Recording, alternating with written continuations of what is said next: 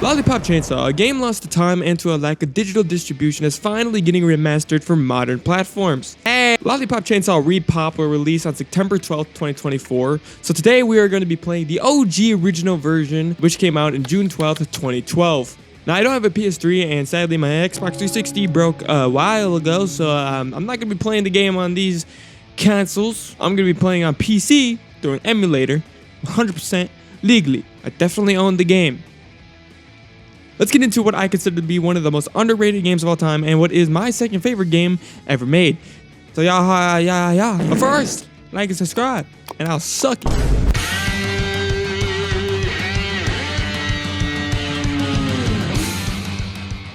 Meet Juliet Starling, a high school cheerleader born and raised as a zombie hunter who is also our main protagonist. Today is her birthday, so let's make today a perfect, non-problematic day. Fuck! Well, I guess being a zombie hunter means that zombies follow you wherever you go. Kinda weird that the zombies are hunting us when we are meant to be hunting them. But luckily we are fully equipped to handle such random events. I too also carried around a chainsaw in my gym bag every time I went to school. But apparently we're not allowed to kill zombies in my school because apparently they're just people in makeup for our school play. See, since Juliet is a cheerleader, we not only have a chainsaw as our weapon, but we also got pom-poms. Weapons so deadly, cheerleaders wave them around to strike the fear of God into the other team. Most people don't know, but pom-poms are banned from the military because the pure psychological damage that it gives to enemies is considered a war crime. But hey, I'm just spreading the facts. As we progress through the parking lot, we see that one of our classmates needs help. Sadly, he gets bitten, which means that he's infected and is gonna turn into a zombie any minute. So, you know, we have to sadly put him out of his misery. They're saving him. Oh, yeah, they're dead. So, as we try to make our way to the school, we end up saving a few of our classmates, who apparently don't have the fight or flight psychological response located inside their brain. They just stand there like the NPCs they are, until someone comes and rescues them. But even then, when someone comes to their aid and they need to start moving to a safe location, they fucking walk. And then just stand there doing nothing once they reach a random ass location. How did you make it through life without a brain?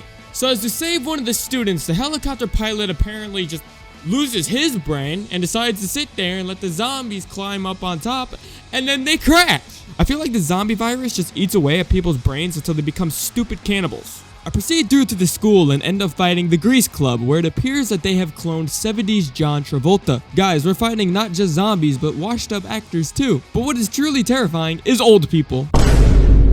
These motherfuckers make me shit so much bricks that my ass becomes more loose than an OnlyFans model.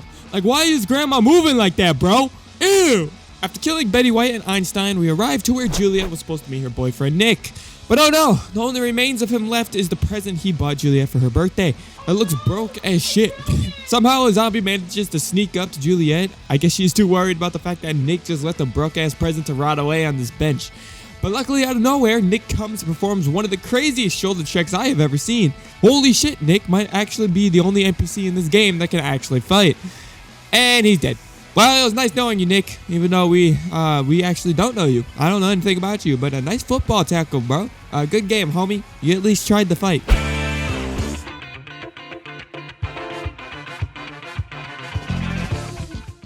Somehow, Nick survived. Well, to be exact, Juliet performed a magic ritual on him that brought him back to life. The only issue is...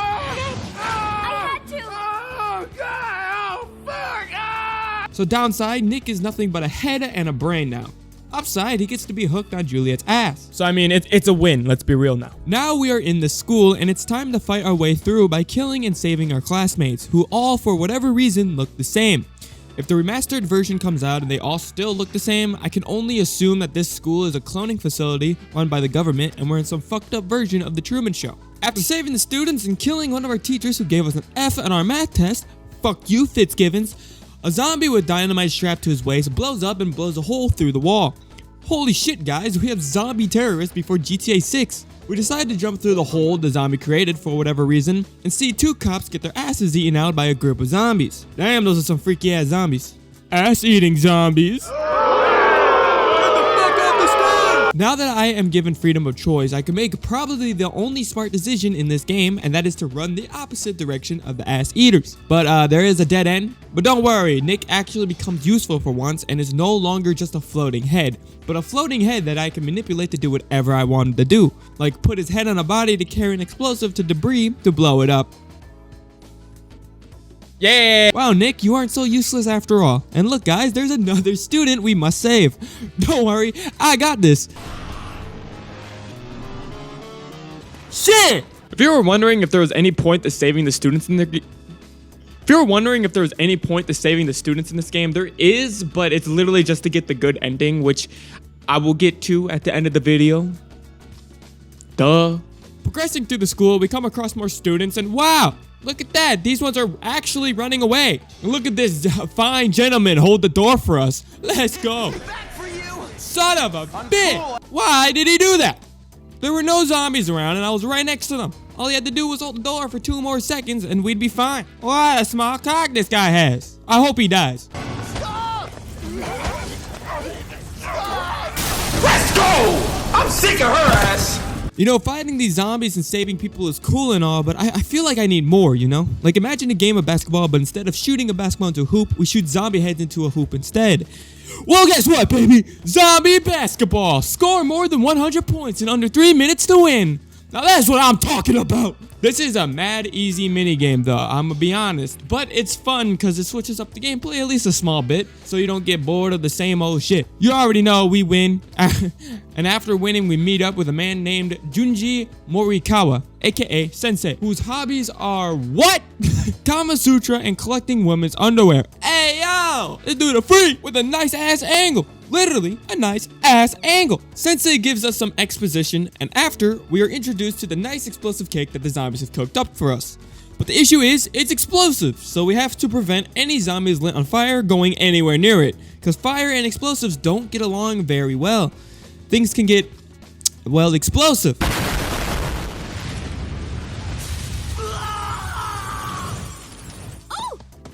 Hey yo, Sensei a little sus. After our cake exploded, we were introduced to Swan, who conquered every emo kid's wet dream of cursing the world and becoming an all-powerful god. Swan sends a zombie boss down named Zed, who screams at us to... And his words are so powerful that they send us flying across miles of land all the way to the junkyard. Cause that makes sense. We then go through our first boss fight. I killed him first try. I did not die, so don't even ask. We cut Zed in half and his soul is then transported to the Shadow Realm. Then Sensei Morikawa comes out of nowhere and just dies. Well, he gives Juliet her B-Day present and then dies.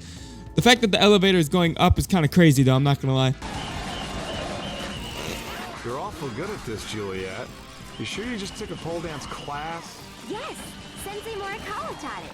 He also showed me some great lap dance moves. What?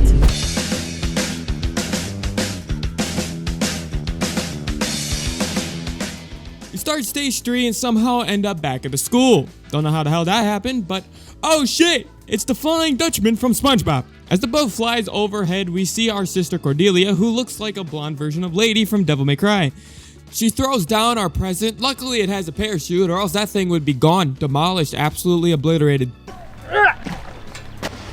Now we have our plot device to push the story further. Literally all of stage 3 is just us following this present to wherever it lands and then killing the boss. It's kind of goofy, but I can work with it. We make our way through the school again, although this time for whatever reason the zombies we fight are only football players, baseball players, and firefighters. This is a weird school. We make our way onto the roof where we play even more zombie basketball, but this time there is a special celebrity guest, LeBron James! Holy shit! LeBron James here pisses me off. Last time we played zombie basketball, it was mad easy, but now it's mad hard because 7-foot tall LeBron over here keeps on blocking all my shots. And he ain't easy to kill either. But you already know, I still win because I'm better. I'm just that guy. Fuck you, LeBron. I hope Diddy touches you. I know ain't no party like a Diddy party, so. Yeah. We run across the roof of the school, which is absolutely ginormous. This is the biggest school I have ever seen. And I guess the school is also just a magnet for lightning. This shit strikes every 2 seconds. You could probably just use the energy of the lightning to power the whole fucking school. Lightning doesn't strike twice, my ass. We used the present Sensei gave us, which is a chainsaw dash that basically gives the chainsaw a V8 engine and allows us to use the chainsaw to run faster and across the roof until we end up hitting a sick ramp and we catch our present and float down to the baseball field. Conveniently enough, our present happens to be a gun modifier for our chainsaw, which is absolute pure dopamine hype. Not only do we get the gun modifier, but we also get to play baseball with it. The dopamine levels are off the fucking charts, dude.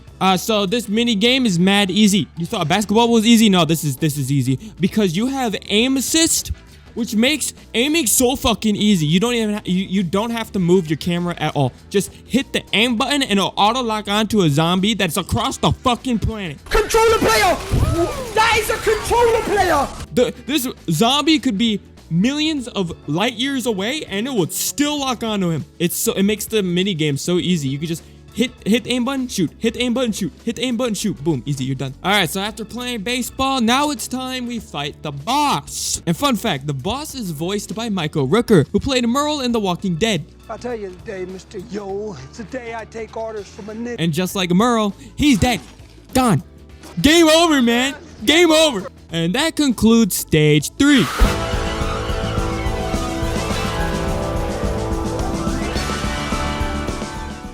After we have killed the Viking named Vic, we land onto a farm. Old MacDonald ain't gonna be too happy about us destroying his crops. This is where we meet our other sister, who is a little special, let's just say that. Irritating. Is that a new purse? Wait, it's your boyfriend. He's a decapitated head? Fuck me! That's the coolest thing ever! Ah, I almost hit a bird! Look out! Who's driving this bus? No, seriously, who is driving this bus? I know it ain't her. I know it because she ain't even got her hands on the wheel. Our sister, though, whose name is Rosalind, throws us our present as she is kidnapped by a possessed bus. We make our way through the farm and meet Mark. It's heavily implied that this dude gets a little freaky with his chickens, let's say. Hey, that dude seems a little too intimate with those chickens, if you know what I mean. You mean he has sex with them? Vomit! Now, these are just allegations, so Mark, don't sue me, bro. Don't sue me, man. I know you're a zombie, but don't sue me. So, at this point in the game, we have fought regular-ass civilian zombies, football zombies, baseball zombies, old people zombies, chicken fucking zombies, and you know, I thought that shit was bad. But now we got flying zombies. It's game over, man. We're doomed. GG's. I don't want to play this anymore. Have you ever seen a flying zombie before? I know I haven't. Although they aren't so bad to kill. I ain't gonna lie. They're actually pretty easy to kill. So we come across a mushroom, but not just any mushroom. This one's all colorful, kind of like drugs. So we do the smart thing and cut it open and sniff its fucking stinky ass smelly fumes. Then we have an absolutely insane LSD trip where we end up fighting Twitch Chat. I didn't know that Twitch Chat's form was a chicken. That's interesting. We killed it and are put into a mini game where we use a harvester to kill zombies with You Spin Me Around by Dead or Alive blasting in the background. I would play it, but that'd be copyright, sadly. I'll play a small snippet of it. That's all you're getting. That's all. Yeah, that's it. But this mini game is a 10 out of 10 for that song alone. That is an absolute banger. Absolute 10 out of 10 mini game. Love it. Rosalind picks us up on the poltergeist bus, but she says she fixed it, you know, so we're all good. Just kidding, huh? No, she a fucking zombie bitch. Oh god, it's even worse. She's a hippie. Oh god, there's 4. Oh shit, there's 8. Somehow, despite there being 8 hippies, I end up killing them all and defeating the main boss. And it turns out we imagined the whole level. It's good to know that it was because the hippie drugged us and not because we're schizophrenic. This stage ends with one of the funniest jokes I have ever heard. It's so stupid. Hey there, Juliet. Are you ready to boogie woogie? Who is this? The one you ain't gonna level up on. Why are you pretending to be Stephen Hawking? I don't know why. That joke was just so funny to me. Anyways, end of stage. Let's get to the next one. Ooh, baby! Feels good to be back. This stage is my personal favorite, and it has my favorite boss, but not because of the boss fight itself. The boss fight itself is shit straight out of a sewer pipe. But I do like the boss himself, the boss character. He's cool. I like him. Since this level takes place in a literal giant arcade machine, it has a lot of arcade style mini games. We basically become Pac-Man, OG Donkey Kong, and this game that I don't actually know what it's supposed to be. This is also the shortest stage in the game, not counting the parking lot stage, because I don't think the game itself actually counts it as a stage. It took me like 40 minutes to complete this stage. It's very short. So honestly, outside of the mini games, the only thing noteworthy of talking about is the boss fight. So I'm just gonna skip to that. This boss is my favorite one because I think that Josie is such a cool, like, he's a cool character. He reminds me of Zemos from Saints Row 3. I just love I love his funk. I love his funk. I already told you, girlie, if you want to win your sister back, you have to play the game.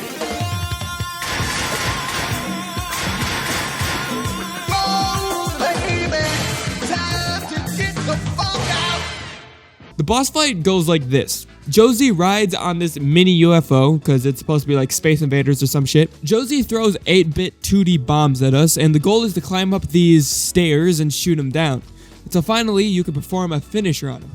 Then we go into a bigger, more giant UFO. Then you go around destroying these electric spike or coils or whatever.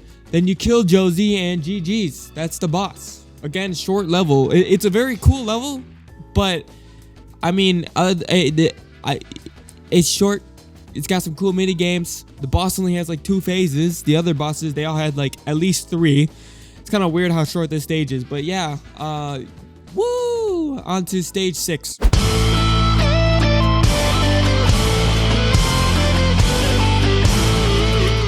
Stage 6. Boring. This is my least favorite stage. The worst part is these goddamn cops. These cops, I don't know why they decided to just send like 50 of them at a time. Somehow, out of all the enemies in this game, the cops are the worst thing to face.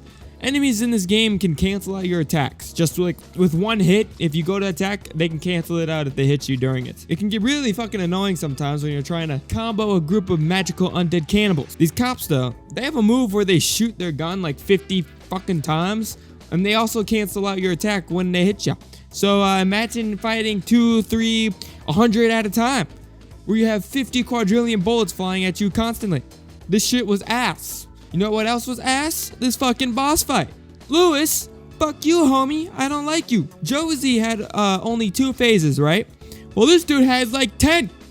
Why does he have so many phases? It's like, oh, I cut him up. Let's go, GG's. I win. Oh, no, never mind.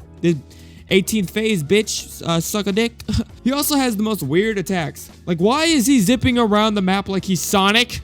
Screw this stage. Screw Lewis. He can suck on my 8-inch popsicle. This stage sucks. I don't like it. That's why this chapter is mad short.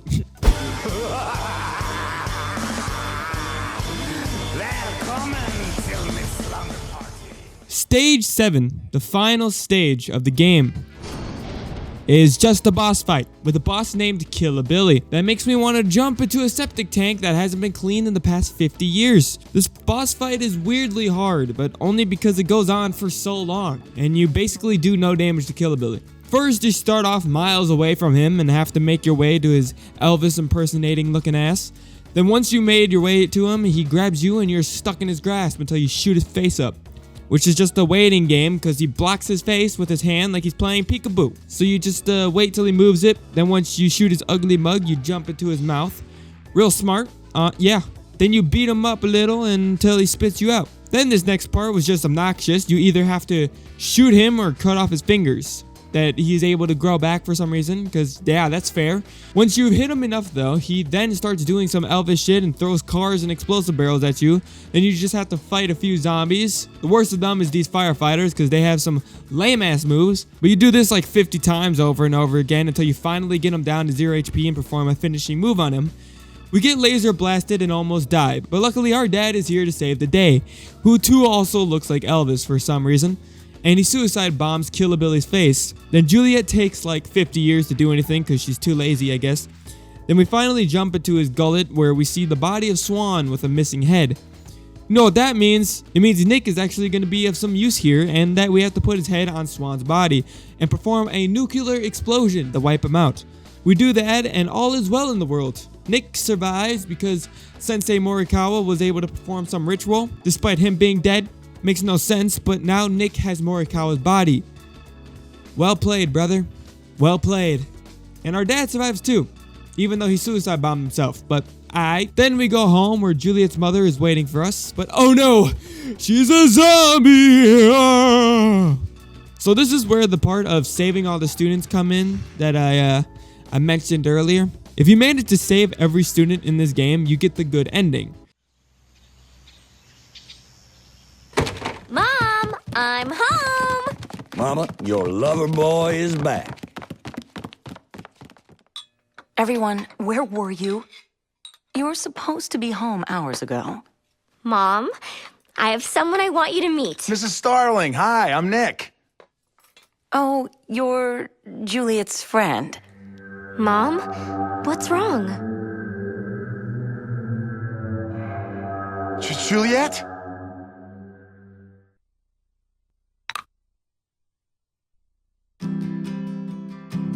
Will you kids just hold on 2 seconds? I'm trying to get Juliet's birthday cake ready. Happy birthday. Oh, Mom.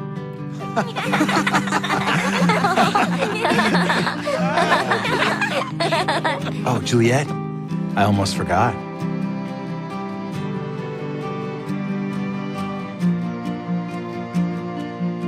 And that's the game, boys. It is 5 a.m. right now as of recording this. I have been editing all night. I am tired, but yeah, that's the game. It's not perfect. It's got its issues, but I fucking love the game, man. I think it's such a good game, and I think it's so underrated. But yeah, that's it for the video. Ain't much left, and I hope y'all enjoyed the video. If you did, like, subscribe, and I'll see you sexy beasts in the next video. Peace out.